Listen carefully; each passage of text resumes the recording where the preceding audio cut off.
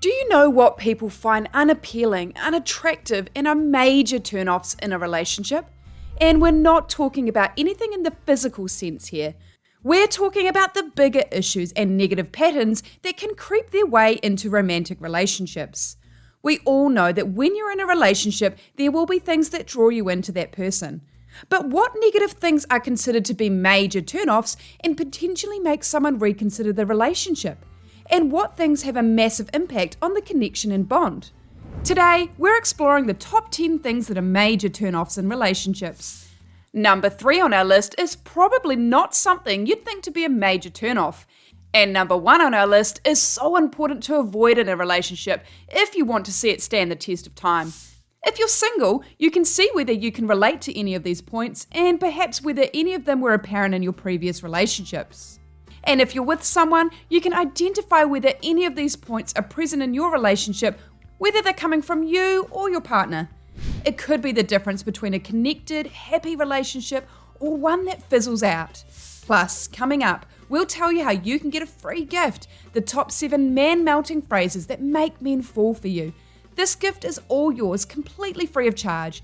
So stay tuned to find out how you can get your hands on it. We would also love it if you could subscribe to our channel. We release a new video every week, jam-packed with practical dating and relationship tips and tricks. But for now, let's begin the countdown on the top 10 things that are major turn-offs in relationships, starting with number 10, not being direct and straightforward. Communicating in a straightforward manner is an excellent trait to have, but more often than not, couples tend to shy away from expressing what they truly feel. Oftentimes, when someone doesn't speak up in a relationship, it's to try to protect the other person. They either don't want to hurt their feelings or perhaps feel that it's easier to just not speak up to avoid a potential argument. But in a relationship, it's so important to communicate with each other. Professor Tolmark Lakoff made an excellent point on this matter in her book, Language in Woman's Place. She wrote, "When clarity conflicts with politeness, in most cases, politeness supersedes. It is considered more important to avoid offense than to achieve clarity." So, while we try to be polite to avoid upsetting the other person, we don't state what we really wanted to, which can later cause confusion and arguments. The best thing to do is to express your thoughts and feelings, but do so in a respectful and polite manner. For example, let's say you're upset with your partner about something minor. He asks you, "What's the matter?" You shrug and say, "Nothing." He knows this isn't true and isn't a mind reader, so he's a little ticked off by your response. Whereas, if you were to be clear and state what was upsetting you, just the facts without any anger, of course, he will be thankful that he now has the knowledge and can try to understand what led you to feel this way. Did you know that we often think that we're coming across as more confrontational than we really are? A study conducted at the Columbia University found that people overestimate how assertive they actually are. 57% of people who felt they were being overly assertive were actually seen as being under-assertive or appropriately assertive, meaning that they felt that they were being a little over-aggressive, but it was not being perceived that way by the person on the other end. It's important to be able to share and communicate in a healthy manner with your partner. And for any relationship to truly flourish, you must have the courage to speak up more often. Just ensure that when you do communicate, it is clear, gentle, and honest. Okay, next up on our list is number 9, the relationship feels one-sided.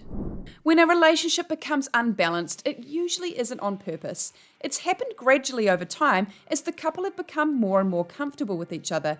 And unfortunately, in some cases, one person can feel like they contribute a lot more to the relationship than the other, only leaving them to feel undervalued and worn out. Perhaps one person feels that they're the only one to plan date nights, initiate intimacy, or complete the housework. They feel like they're putting in all the effort and doing the heavy lifting. And instead of feeling happy and excited to be in a relationship, they feel mentally and emotionally drained and begin to second guess whether it's worth all the stress. So how can this be adjusted? Well, by focusing on each person's individual strengths is a great start. For example, one person may be excellent at budgeting, so they're the best person to pay the bills. The other may love to cook, so they're the best person to organise the groceries and prepare the meals. Communicate with each other about each person's strengths and weaknesses and work as a team to both carry a similar load in the relationship. A study was completed on 159 couples to identify their partner's strengths and appreciation for these. The researchers found that those that appreciated their partner's strengths were more satisfied in the relationship, including in their sex lives. So, by seeing that you each have your own set of strengths to bring to the table, you'll find it easier to balance out the relationship. And if a couple can have a well-rounded relationship where both parties work hard to support each other, then there will be a greater level of respect present. Okay, it's time for a quick challenge. Can you fill in the blanks? Playing the blank blank. Can you guess what it is? That's coming up at number 5 on our list, so stay tuned to find out what it is. Let's move on to number 8. Always scrolling through social media. The use of social media is a big part of our everyday lives. In fact, did you know that approximately 4.5 billion people use social media across the world? And not only that, the average use is 145 minutes per day. Studies have found that overuse of social media can affect our mental health. It can cause self-esteem issues, mood disorders, and make us feel lonely. Of course, social media can be fantastic in so many ways. It can help to bring us together and keep us involved in the lives of our loved ones. But unfortunately, it can for some be damaging to our romantic relationships. How? Mostly by decreasing the amount of quality time that we spend with our partner and less opportunities for connecting. While it's perfectly fine to scroll through social media in the evening after a long day, it's common to find yourself down the rabbit hole and suddenly 10 minutes has become an hour. It can become such a habit when instead you should be finding balance between social media usage and truly being with your partner. Unfortunately, the lack of quality time together can lead to a loss of connection. By putting down the phone a little more and working on properly engaging with each other, you'll see a positive shift in the bond and connection that you share. Before we continue, we want to give you a free gift, the top 7 man-melting phrases that make men fall for you. This amazing report is a must-have and it's all yours completely free of charge. Simply click on the link below in the description to claim your free gift. Okay, next up on our list of the top 10 things that are major turn-offs in relationships is number 7, being needy. Relationships need to have room to breathe in order to properly grow. While it's nice to share a large part of your lives together, needing to be in someone's space all the time is not healthy. And feeling smothered by someone will only cause the person on the other end to want even more time apart from their partner. If one person doesn't give the other adequate time and space to themselves, then it will only leave them feeling suffocated and trapped, which will only cause the relationship to suffer, causing conflict, or even resulting in the relationship coming to an end. A study by psychologist Dr. Terry Orbach called The Early Years of Marriage Project followed 373 married couples for over 25 years. Her research found that in that time, 29% of couples found that they didn't have adequate space from their spouse. So this goes to show that it's fairly common for couples to feel like they don't have sufficient time away from their partner. So what are the signs of being overly needy? 1, you feel like you've lost yourself and that you can't function without your partner. 2, you're quick to feel jealous or overreact at small things, such as your partner spending time with people besides you. And 3, you need to have your partner reassure you often. You require them to lift you up, otherwise you feel low. For example, saying something negative about yourself in order for them to disagree and give you a compliment. For every relationship, it's important to love yourself first. In fact, studies have shown us that being compassionate of oneself is actually linked to lower levels of depression and anxiety. So, practicing self-love is incredibly good for the relationship and your well-being. When you're in love, it can be easy to want to spend every moment with each other, and there's nothing wrong with wanting to be in your partner's presence. But when you feel like you need them in order to properly function, then this is a problem and will be a massive turn-off for the person on the receiving end. Okay, moving on to number 6, complaining all the time. It's very unattractive when someone is negative, nags, and nitpicks all the time in a relationship. It is, however, natural to express complaints from time to time. Our brains are wired to let us know that there is an error or something wrong. This is to protect us. But it's important to know that constant complaints aren't productive at all, and it can become a pattern that is hard to break.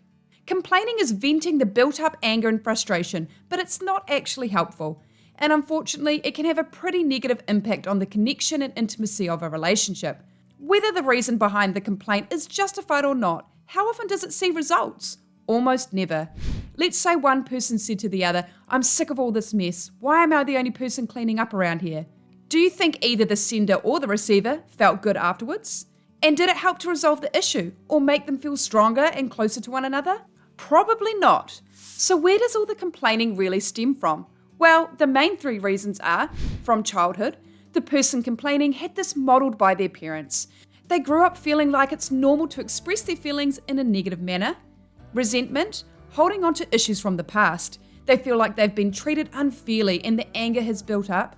And seeking attention, whether this is because they want to be heard or they want more from the relationship, but they don't know how to properly express it or communicate clearly with their partner. Psychologist and marriage expert Dr. John Gottman has a 3-step strategy on dealing with complaining in relationships. Here's what it is. Step 1, express how you feel. Explain to your partner how you're feeling. For example, I'm feeling upset about how we haven't connected in a while. Step 2, be specific. Go into further details such as, I think we've both been stressed and busy and we haven't spent any quality time together for so long. Step 3, express a positive need. What do you want to happen here as a result? Tell your partner. For example, can we plan a date night soon? By taking the time to think through the issue, you can turn it around and take the negativity out. This will ease the tension and produce a much better result. Okay, next up on our list is number 5, playing the blame game. This is when you speak to your partner in a manner that makes it seem like they're the one to blame. They are left with this burden that they're always responsible for every issue and often feel attacked and criticised. Whether it's justified or not, it's still not a healthy way to speak to your partner. These may be statements such as, you never listen to me, or you're the only reason we're in this mess, or you make me so angry. Notice a trend with these statements? They all start with you. So the first step is to make a small adjustment and rephrase your words. Instead of saying you, start with saying I. For example, I feel upset when you don't listen to me. This will get a much better result. Because when you're constantly blaming the other person, the intimacy slowly chips away in the relationship. How can someone want to maintain that connection when they're always being torn down or accused? And of course, having intimacy in a relationship is one of the most important things to have. It helps the bond and the connection to develop, which is vital for long-term success. Communicating in this manner will almost never get you the result that you want. It only causes the other person to feel defensive and want to put a wall up to protect themselves. Don't forget, you have a free gift waiting for you, the top 7 man-melting phrases that make men fall for you. Click the link in the description below to claim your free gift now. Okay, next up on our list of the top 10 things that are major turn-offs in relationships is number 4, poor listening skills. How irritating is it when you feel like everything you say to someone goes in one ear and out the other? Not feeling heard in a relationship, whether what's being said is important or not, can really have a large impact. Why? Because it makes the speaker feel like they aren't being valued. They feel like their partner doesn't care enough to take the time to listen to them, so they're left feeling unimportant. Maybe they're purposely ignoring you, they're easily distracted, or they just have poor communication skills. Whatever the reason, it's not a good trait to have at all. Whether someone wants to chat about work, family, or unwind about the stresses of the day, if they're unsupported, they will seek to be heard by someone else. So, if they don't feel like they're being heard by you, they will find another person, whether that's a friend, family member, or a love interest whom they can connect with. This can result in them losing interest in communicating with you at all, causing a large wedge in the relationship and an issue that will fester and grow with time. Being a good listener is more than just hearing the words that are coming from someone's mouth. It's a skill that is learned and one that is vital for a successful relationship. In order to be a good listener, you must concentrate on the conversation at hand without getting distracted, empathize, ask questions and seek to understand them, and be respectful and show that you're engaged in the conversation by giving eye contact and not interrupting them. Communication in a relationship is incredibly important, and being a good listener is needed in order to connect. Do you communicate well in your relationship? Have you been in previous relationships where communication was poor and the relationship suffered? Tell us in the comments below. Next up is number 3, holding the relationship hostage. This is when you make your partner feel like you hold the power to if and when the relationship ends. It's where you imply that you will leave the relationship in order to make them feel concerned and uneasy. For example, statements such as, one more mistake and I'm done, or maybe I'm better off single. This is called emotional blackmail, and it's very damaging. The term emotional blackmail was first established by Dr. Susan Forward. It's when someone uses manipulation to attempt to control or persuade the victim in order to get what they want. It can come from using threats or by making the other person feel guilty. Typically, it makes the person on the receiving end feel unworthy and insecure, leading to potential issues with their own self-esteem. And research has shown us that self-esteem is so important in a relationship. Studies have found a link between healthy levels of self-esteem and having an enjoyable relationship. Not only that, but going through emotional blackmail is highly stressful. Over time, it can really take its toll on the victim. Making unnecessary demands, using threats and manipulation to try to get the outcome you want, is never going to end well. It's an unhealthy dynamic that is toxic and should most definitely be avoided. Moving on to number 2, dishonesty. Being dishonest is a pretty unattractive trait to have and certainly is a massive turn-off in relationships. When someone is in a committed relationship, honesty must be present. It's vital to be able to feel like your partner is capable of speaking the truth. Being with someone who lies, is deceitful, or withholds information from you is pretty unappealing. Not only that, it's likely to chip away at the trust in the relationship. Whereas when you show that you're honest, you're helping to build trust, which is the foundation for a successful relationship. Lying is probably more common than you think. In fact, research suggests that for every 5 interactions that we have with someone, one of these we've been dishonest. And for those that are dating, it's even more. A massive 1/3 of the interactions, couples will lie to one another. Thomas Jefferson once said, "Honesty is the first chapter in the book of wisdom." And it's so true that being honest really holds a strong value and should be seen as one of the most important steps to building a strong relationship. Being honest means that you can open up and express your thoughts and feelings. You can be relied on, and if you say you'll do something, you'll follow through. You have the courage to speak up when something upsets you. Being straightforward, open, and authentic is a very freeing feeling. It's good for the soul, our own mental well-being, and of course, our relationships. Okay, we've made it to number 1 on our list of the top 10 things that are major turn-offs in relationships. Let's continue to find out what it is. Number 1, controlling behavior. Being controlling in a relationship is not healthy. It puts a wedge between the couple, only resulting in the connection to diminish. When someone is controlling in a relationship, they often are this way as they believe they have the right to act in this manner. They think since they're in a relationship, they're entitled to know everything their partner does, who they speak to, and what they do at all times. This, of course, is not true. A lot of the time when someone is controlling, they don't even realize how poorly they're acting. Naturally, when you're in a romantic relationship with someone, your lives will intertwine to some extent. But needing to check up on them constantly, trying to control what they do and who they're with, that's a big no-no. Men hate to feel like they're being controlled. We all need space and deserve to have our own lives. And what happens if someone doesn't give us this? We feel like we're losing our right to be our true selves. And this only causes resentment to grow and the other person to feel more and more tired of being treated this way. And when resentment enters the relationship, it's a struggle to ignore. It slowly builds over time until eventually it becomes too much, and moving forward or progressing with the relationship seems almost impossible. That wraps up today's video on the top 10 things that are major turn-offs in relationships. Don't forget, you can claim your free gift by clicking the link in the description below. We would love for you to click the like button and subscribe to our channel for the best dating and relationship tips and tricks. Thanks for watching, and we'll see you next time.